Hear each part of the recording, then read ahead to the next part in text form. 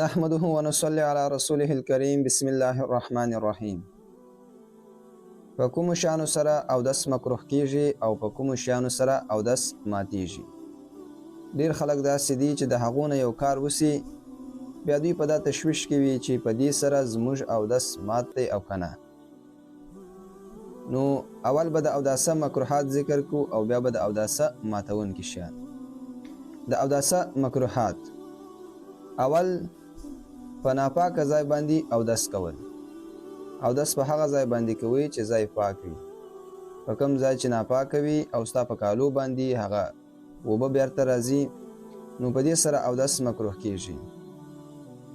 دویم، په ښي لاس باندې پزه پاکول. او دریم، په اوداسه کې دنیاوي خبرې کول. د تسبیحاتو او کلماتو نه علاوه په اوداسه کې فضل خبرې کول. او څلورم، ډیرې اوبه تویول. پنځم، اندامونو باندې تیزې اوبه اچول، لکه دا ځینې خلک چې په مخ باندې په تیزه سره اوبه اچوي، دا مکروه دی.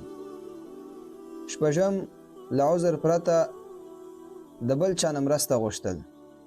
چې یو کس عذر نه لري، معذوره نه وي، د دې نه علاوه بل کس د ده په اندامو باندې اوبه اچوي یا یې لاس ورپرېوي یا یې پښې، نو دا مکروه دی. او وهم، د سنتو خلاف اودس کول. په اوداسه کې چې کوم شیان سنت دي د هغو په پرېښولو سره مکروه کیږي اودس. د مکروهاتو څه حکم دی؟ په کار دا ده چې د مکروهاتو څخه ځان وساتل سي. خو کله چا نه په اوداسه کې کوم مکروه کار وسي، په دې سره خو یې اودس کیږي خو ښه کار یې ونه کوي. د اوداسه ماتونکي شیان: په اوداسه کې نه شیان داسې دي چې هغه اودس ماتوي. اول، غټه مرداري. دویم، سپکه مرداري. او دریم، د هوا په خارجېدلو سره.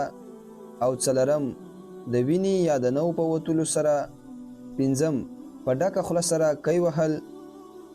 او شپږم، په پروتي او یا ډډه وهلو سره ویده کېدل. وهم، د ناروغۍ او نشې له قبله بېهوشه کېدل. اتم، لیونتوب. نهم، په لمانځه کې په زوره خندل. دا نه شیان دي چې په دې سره اودس ماتیږي.